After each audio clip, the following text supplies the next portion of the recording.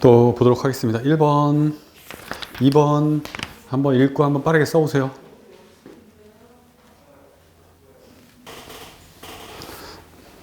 네, 보도록 하겠습니다. 코로나 대응 절차에서 여기 해설해 보면은 첫째, 둘째, 셋째, 넷째가 있죠. 첫째, 둘째, 셋째까지는 예방 절차입니다. 예방 절차입니다. 예방할 때 어떻게 돼요? 교무실, 보건실 협력, 그 다음에 주기적으로 방역의 만전을 기하고 방역하고 기록대장을 작성하고 있잖아요. 기록대장, 출입국, 출입기록. 둘째, 유관기관과 협력, 특히 보건소, 그죠? 그다음에 방역물품을 구매해놓고 또 소독 같은 것도 잘하고, 그 다음에 셋째는 어떻게 돼요? 가정통신문 등 홈페이지에, 가정통신문이라든가 홈페이지에 올려가지고 주의를 상시키고 교육시키고, 또 하나 더 추가한다면 어떻게 돼요? 추가한다면 구성원들에 대한 주기적인 교육 있죠. 주기적인 교육 다시 하겠습니다.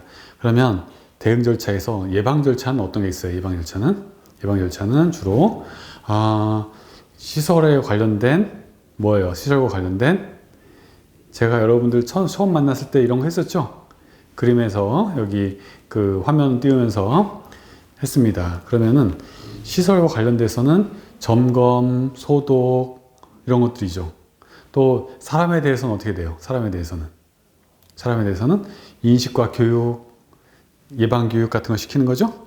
또 학부모에 대해서도 가정통신문 등 알려주고 그 다음에 또 어떻게 유관기관하고의 협력 체계 이런 것도 있었습니다. 협력 체계. 그런데 이러다가 확진이 발생하면 어떻게? 확진이 나왔으면 어떻게 돼요? 그러면은 확진이 나왔을 경우에는 삼통이 있습니다. 삼통. 보고, 신고, 통보. 보고, 신고, 통보. 확진 나왔어요. 그럼 어떻게 돼요? 보고해. 나왔으면 어떻게 돼요? 상급기관에 보고하고, 또 보건소에 신고하고, 또 학교 구성원에게는 알리는, 통보하고, 3통을 하는 게 필요합니다. 3통. 즉, 상급기관에 보고, 또 보건소에 신고, 구성원들에게는 통보해가지고, 보고신고 통보를 해가지고 알리고, 긴급하게 비상소집을 하는 겁니다. 긴급 비상소집해서 비상회의를 열어서, 처리 절차를 상의하는 건데, 매뉴얼에 따라서 이제 운영되는 거죠. 예를 들어서, 응급 환자가 발생하고, 예상자가 발생했으면 어떻게 돼요? 사람에 대해서는 격리하죠. 그렇잖아요. 사람에 대해서는 격리, 시설에 대해서는 폐쇄 조치, 접근 통제나 폐쇄 조치하는 거지. 사람에 대해서는 격리하고, 시설은 폐쇄 조치, 격리 조치하고, 또 그래서 어떻게 돼요? 사람에 대해서는 격리하고, 긴급 후송하고, 시설은 어떻게 돼요? 시설은 접근 통제 폐쇄하고, 소독하고, 그렇게 하셔야 되는 겁니다. 소독. 그렇습니다. 그 다음에 학생들에 대해서는 긴급하게 어떻게 돼요? 학생들에서는 긴급하게 귀가 조치하고, 또 거기에 따른 수업 대책이 뭐가 있어요? 수업 대책은 원격을 통한 영상 어떤 영상을 통한 동영상이든 어떤 인터넷 수업, 인터넷 강의라든가 영상 강의, 줌이라든가 해서 어떤 화상을 통한 대체 수업을 준비를 해서 제공할 필요가 있습니다. 다시 정리하면 확진자가 발생했으면 3통을 하고, 그 다음에 사람에 대한 조치, 시설에 대한 조치. 사람은 어떻게 돼요? 사람은 격리, 후송. 시설은 어떻게 돼요? 접근 통제, 소독 이런 거 하는 거죠. 그 다음에 비상소집 해가지고 회의하고, 그 다음에 또 어떻게 돼요? 나머지 학생들에 대해서는 귀가 조치, 또 하나 수업 대책 이런 것들을 할 필요가 있습니다. 그 다음에 2번 보실까요? 개선해야 될 부분 있습니다. 한번 쭉 읽어보세요. 교육청 학교에서 읽어보시면,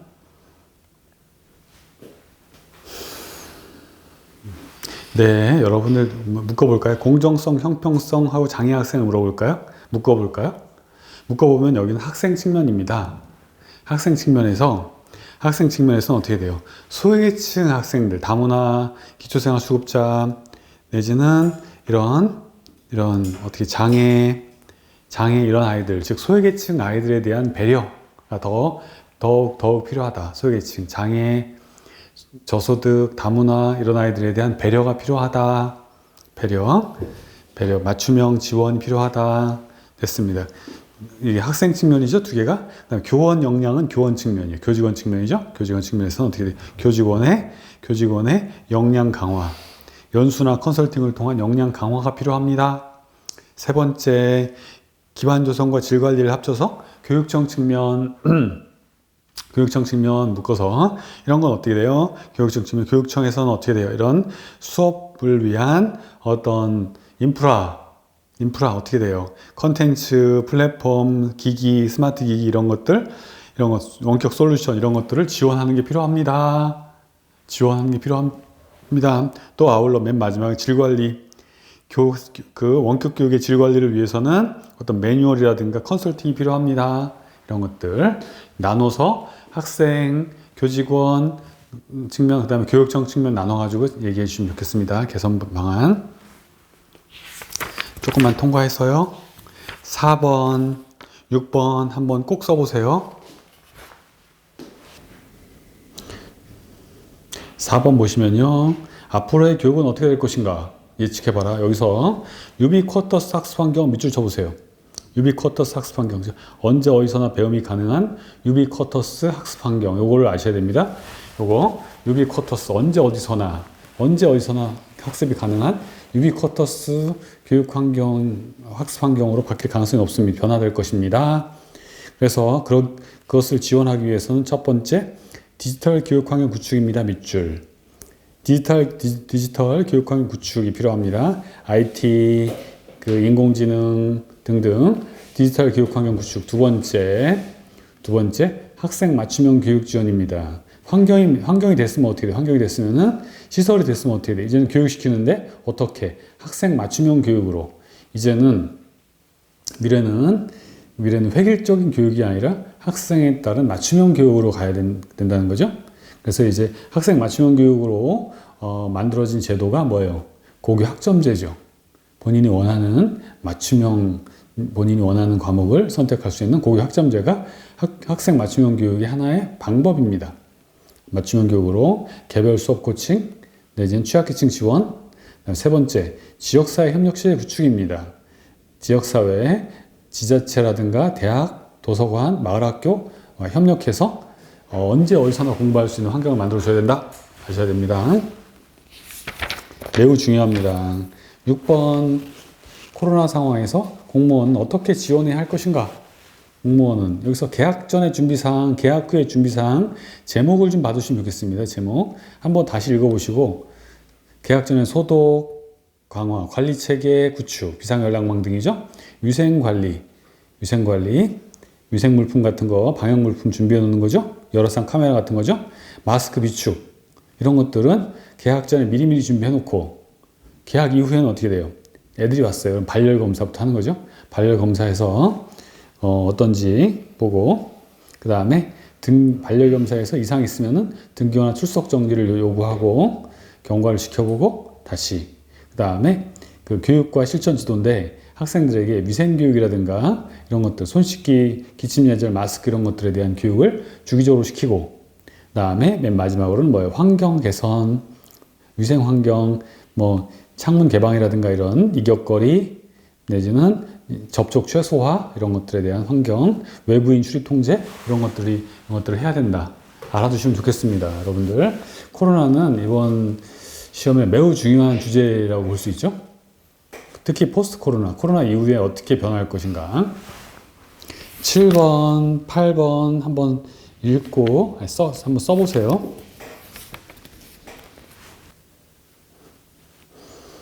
네, 블렌디드 수업에 대해서 말해보세요. 블렌디드 개념 아셔야 됩니다. 이제 최근에 접목되는 수업 방법이죠. 뭐예요? 온라인, 오프라인 혼합 교육이죠. 혼합 교육. 지금 코로나 시대에 우리가 하고 있는 것들이 블렌디드 수업입니다. 블렌디드, 묶는다. 이런 뜻이죠. 온라인과 오프라인을 합치한다. 그런 뜻입니다. 블렌디드 수업입니다. 그래서 아마 코로나 이후에도 블렌디드 수업으로 갈 가능성이 높습니다. 블렌디드 수업을 하게 되면은 뭐가 좋은가?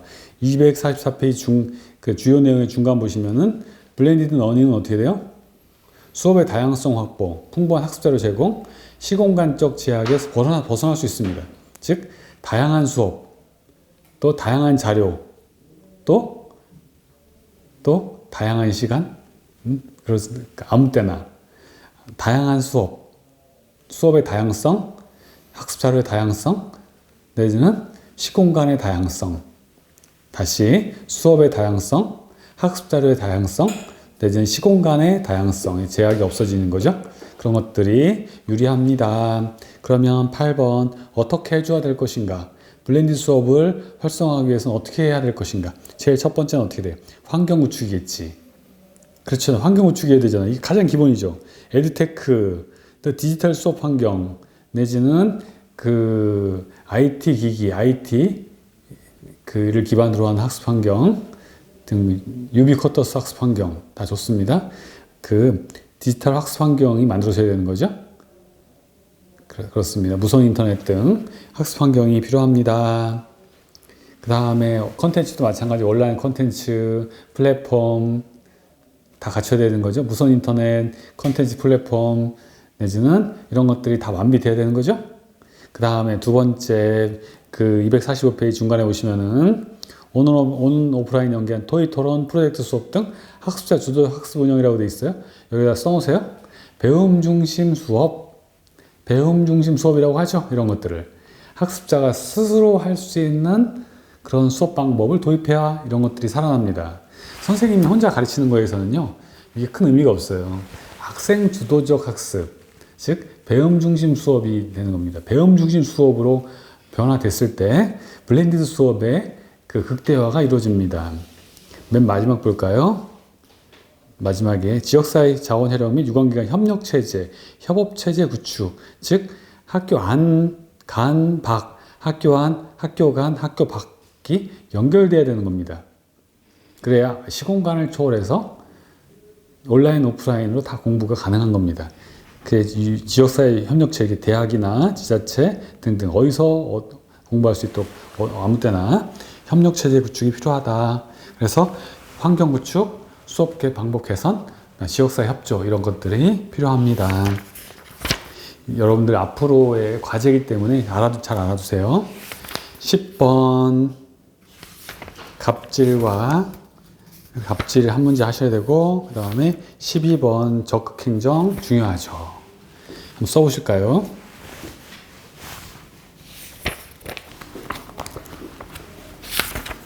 네, 갑질에 대해서 잠깐 볼까요? 갑질이 재작년도 작년도에 많이 나왔는데 이제 모르겠어요. 요즘에는 정의 보세요. 정의 외우셔야 됩니다. 알아두셔야 됩니다. 사용자가 나 근로자가 우월적 지위, 우월적 지위를 이용해서 업무의 적정 범위를 넘어서서 근로자에게 정신적, 신체적으로 고통을 주거나 주는 행위죠. 근무 환경을 악화시키는 행위. 그렇습니다. 요건을 볼까요? 행위 요건 1번. 지위, 관계를 우위 등의 우위, 즉 우월적 지위를 이용해서. 두 번째, 업무의 적정 범위를 초과해서. 세 번째, 신체 정신적 고통을 주거나 이런 신체적 정신적 고통을 주는 것만 외우셔도 좋습니다. 근무 환경을 악화시키는 거 포함되는 거죠. 신체적 정신적 고통을 주는 행위라고 알아두시면 좋겠습니다. 그러면 어떻게 해야 될 것인가? 예방 해결 있습니다. 네 가지를 써놨네요. 사업주의 솔선수범이라고 해놨고, 리더로서 모범을 보여야 된다. 게 있었고, 두 번째, 예방교육, 직장 내 괴롭힘 예방교육 있었죠. 인식 개선. 세 번째, 신고 환경, 어떻게 비밀로 신고할 수 있도록 2차 피해가 발생하지 않도록 신고하는 신고 체계. 네 번째, 사례 공유, 사전 예방 이런 것도 있습니다. 그런데 여러분들 제가 지난 시간에 말씀드린 거 있었어요. 이런 제도나가 나왔을 때는 틀을 활용해라. 뭐예요? 제도 개선, 인식 개선, 시설 개선, 시스템 개선, 프로그램 개선, 협력 개선, 이런 것들이 있었습니다. 이런 것들. 또 기타 인력 확보라든가 이런 것들도 있는데, 이런 틀을 활용하세요. 그럼 어떻게 돼요? 만약에 예방교육, 여기서는 뭐예요? 인식 개선, 예방교육을 통한 인식 개선. 또 하나, 내지는 신고 환경을 다른 말로 신고 시스템, 익명으로 신고할 수 있는 신고 시스템 구축 구축해서 익명으로. 또 하나 뭐 할 거야? 제도 개선 할까요? 제도 개선? 제도 개선 하면 어떻게 돼요? 그 괴롭힘에 대한 괴롭힘을 반복하는 사람에 대한 처벌 강화, 또 사업장에 대한 불이익 강화, 이런 것들에 대한 제도 개선, 이렇게 틀을 활용하시면 좋겠다. 그 다음에 적극 행정, 소극 행정 엄청 중요합니다. 이것도 엄청 중요합니다. 개념은 아실 거예요. 창의성, 전문성을 발휘해서 공공의 이익을 위해서 적극적으로 업무를 추진하는 거다. 불합리한 규제를 개선하고 공공의 이익을 위해 창의성, 전문성을 바탕으로 적극적으로 업무를 추진하는 것이 적극 행정입니다. 그러면 소극 행정 내지는 소극 행정을 극복하고 적극 행정을 활성화시키는 방법, 즉 소극 행정을 극복하는 거, 적극 행정을 활성화시키는 거 똑같은 거죠. 똑같은 겁니다. 그러면 뭐 하면 좋을까? 이것도 틀을 활용하셔야지. 제도 개선, 인식 개선, 시스템 개선, 뭐 다 좋습니다. 제도 하면 어떻게 돼요? 제도 개선하면 어떻게 돼요? 어떤 법령을 정비할 필요가 있다. 규제 위주의 법령을 정비해서 규제 위주의 법령보다는 어떻게 돼요? 지원 위주, 지원. 규제 위주의 법령에서 여기는 안 써 있습니다. 지원 위주의 법령으로 개선해줘야만 공무원이 더 적극적으로 나설 수 있습니다. 지원 위주의 법령으로 개정하고 또 인식 개선, 여기 없습니다만 인식 개선 어떻게 돼요? 담당 공무원들 대상으로 하는 인식을 더 강화시키는 거지. 인식 개선, 시스템 개선.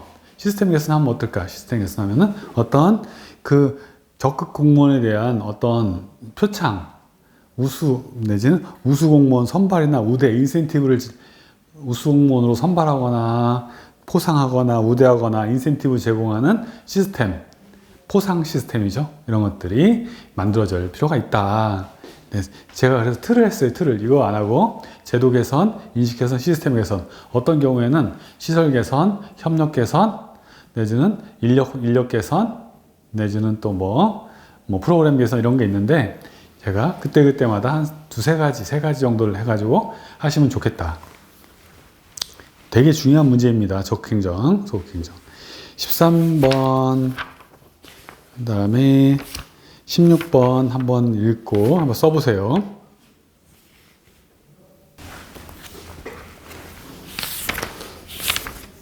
네, 저출산입니다. 저출산은 필연적으로 어떻게 돼요? 학령인구 감소를 초래하죠. 초래합니다. 그러면은 학령인구는 줄어요. 그러면 교원은 어떻게 될까요? 산술적으로 하면 어떻게 돼요? 교원을 감축하는 게 어떤 수학 공식처럼 얘기하면 어떤 사람이 줄면은 교사도 줄어들어야 하는 게 어찌 보면 당연해 보이죠. 그렇죠. 당연하다고 생각할 수 있습니다. 그래서 하지만 찬성 반대가 있습니다. 찬성 감축에 찬성하는 건 어떻게 돼요? 이거는 너무나 당연한 거다. 학생 수 줄어드는데 거기에 따라서 교원도 연동해서 줄어야 된다. 이런 것들은 어때? 국가 재정의 효율화에 기여할 수 있다. 국가 재정의 효율화. 국가 재정의 효율화. 또 아울러 이런 소규모 학교를 통폐합해야 되는 거죠. 작아지는 학교. 60명 이하의 학교에 대해서는 통폐합이 필요하다. 통폐합 적정규모 학교라고 들어보셨죠? 통폐합해서 적정규모 학교, 일정 규모 학교를 만드는 게 필요하다. 학생들을 위해서도 그렇다. 사회성을 신장하기 위해서도 그렇다. 감축 의견이죠. 국가재정의 효율화 내지는 소규모 학교와 통폐합을 통한 적정규모화가 필요하다. 또 감축에 반대하는 의견은 어떻게 돼요? 교원은 더 늘려야 된다. 라고 하는 반대의 논리죠. 이건 뭐예요? 급당 학생 수를 현재 27명에서 20명으로 낮춰야 된다. 그러려면은 교사가 더 많이 필요하다. 급당 학생 수 감축, OECD 수준의 감축이 필요하고 또 아울러 소규모 학교의 어떤 지역사회 형편을 막기 위해서는 소규모 학교가 존치시키고 활성화시켜줘야 된다라고 하는 그런 논리입니다. 잘 보시면 좋겠습니다. 여러분들의 논거를 알아두시면 좋겠고 16번 워라벨 이것도 많이 뜨고 있는 거죠. 워라벨은 한마디로 뭐예요? 일과 삶의 균형이죠. 일과 삶의 균형이죠. 예전에 여러분들 부모님 세대에서는 워라벨이란 말이 없었습니다. 뭐 위주예요? 일 위주죠. 일 위주입니다. 지금은 일과 삶의 균형인데 아마 조금 더 선진국이 되면 뭐 위주가 될까요? 삶 위주가 될 가능성이 높습니다. 과거에는 일 위주, 지금은 일과 삶의 균형 위주. 미래가 되면 어떻게? 미래가 되면은 삶 위주가 될 가능성이 높습니다. 그러면 미래가 되면 어떻게 될까요? 미래는요? 삶 위주이기 때문에 일을 최소한으로 하고 자동화 시스템에 의한 최소한으로 하고 또 어떻게 돼? 일을 하지 않는 사람은 어떻게 돼요? 국가에서 최소한의 생계비를 지원해주는 기본소득이라고 하죠. 아마 나중에는 삶 위주의 방식으로 돌아갈 가능성이 높습니다. 과거에는 일 위주, 지금은 일과 삶의 균형, 앞으로는 삶 위주로 갈 가능성이 높다. 그래서 지금 일과 삶의 균형, 워라밸이라고 하는데 워라밸을 위해서는 여기 보세요. 박스에 보시면 어떻게 돼요? 근무 관행을 바꾸고 근무 관행 동그라미 일하는 두 번째 일하는 방식 그 다음에 세 번째 일하는 문화 아니면은 똑같이 여기서 그 일하는 관행 일하는 방식 일하는 문화 해도 좋습니다.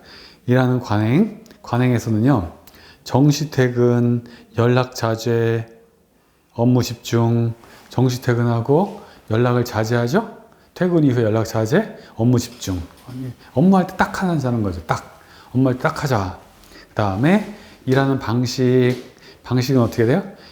회의 방식, 그 다음에 회의 방식, 지시 방식, 지시 방식, 근무 방식, 보고 방식이 있는데 지시를 안 하셔도 좋고 지시 안 해줘.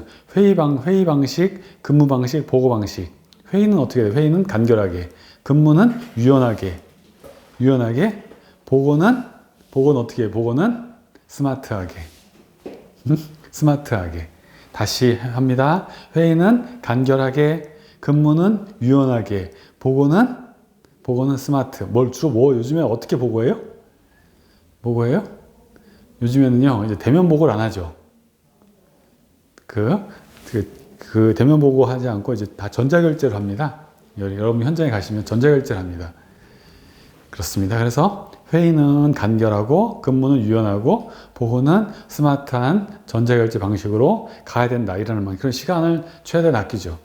만약에 대면 보고하면 가서 뭐 딴 얘기하거든요. 기다리고 딴 얘기하고 또 삼척볼 빠지기도 하고 그렇습니다. 또 왔다 갔다 하게 되고 또 기다리는 경우 그런 거 있습니다. 교장 선생님이 외부 손님 만나고 있으면 기다려야 되고 여러 가지 기다리죠. 그렇습니다. 일하는 문화는 회의 문화, 연가 문화. 회의는 필요할 때만, 연가는 자유롭게. 회의는 필요할 때만, 연가는 자유롭게. 여러분 워라밸을 위해서 요거 알아두시면 좋아요. 관행, 일하는 관행, 일하는 방식, 일하는 문화. 관행, 방식, 문화를 바꿔야 된다. 세 가지 알아두시면 좋겠습니다. 그렇습니다. 이제 워라밸이 이제 그렇고 여러분들이 아마 지금 이 강의를 들으시는 분들이 아마 20, 30대라고 생각합니다. 그러면 앞으로 여러분들이 제 나이 정도 됐을 때, 그러니까는 한 50 가까이 됐을 때 여러분들은 이제 또 바뀌죠. 삶 중심의 문화로 바뀔 거라고 봅니다. 그 다음에 17번, 19번 한번 써보세요.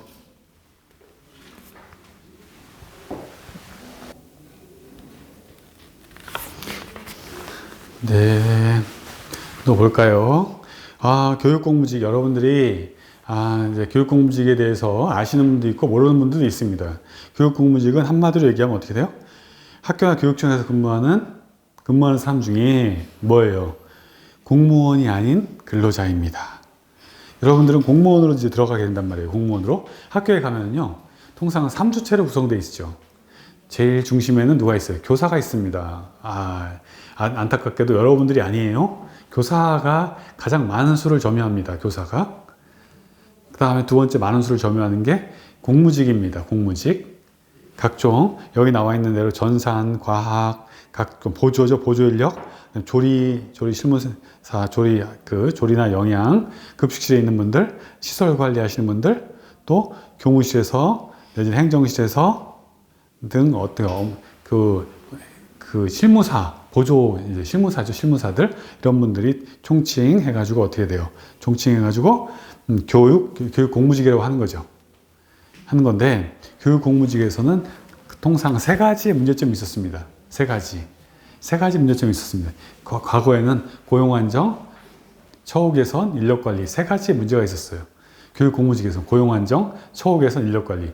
그런데 고용 안정은 해결해 줬어요. 정부에서.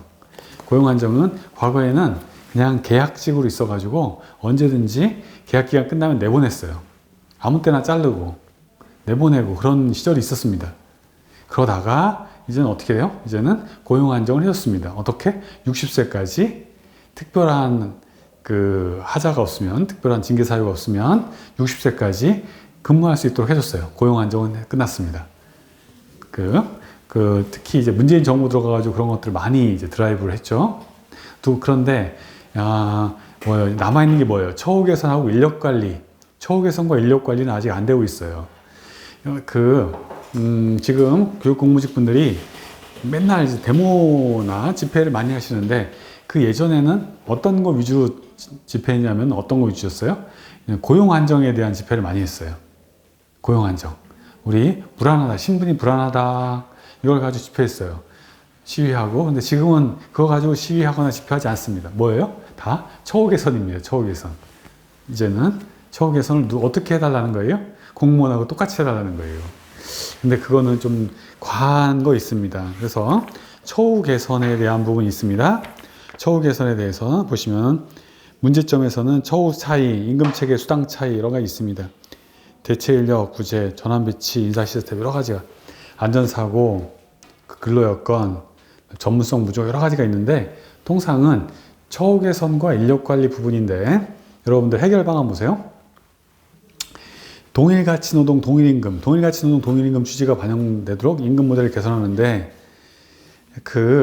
명절 휴가비, 맞춤형 복지 등 교육공무직원 직원 간 평등 지원. 교육공무직원 사이에도 이게 차이가 있거든요. 교육공무직원 사이에도 있습니다. 아직도 계약직으로 나와 있는 사람들이 있거든요. 아직도. 그런데 우선은 이렇게 말씀하시는 게 좋습니다. 동일가치 노동, 동일노동, 동일임금의 원칙을 어느 정도 반영해서 그분들에 대해서 점진적인 교육청의 예산이 허락되는 범위 내에서 교육청의 예산이 허락되는 즉 재정이 허락되는 범위 내에서 점진적인 처우 개선은 필요하다고 생각합니다. 점진적인 또 아울러 처우 개선과 아울러 그분들에 대한 역할도 재정립되어야 하는데 세 번째 질문 직종별 순환 배치, 근무 평가 등을 통해서 순환 배치 돌려야 되는 거죠. 그동안은 한 학교에 있었는데 순환 배치를 하고 근무 평가를 통해서 효율적인 인사 운영이 필요합니다. 그 밑에 보시면 그 다음에 안전 확보라든가 휴게 공간 등 필요한 근무 공간을 제공하는 것도 좋다고 생각합니다. 이건 처우 개선이죠.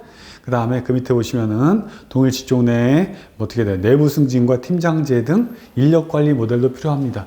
내부 승진과 팀장제 등 인력 관리 모델.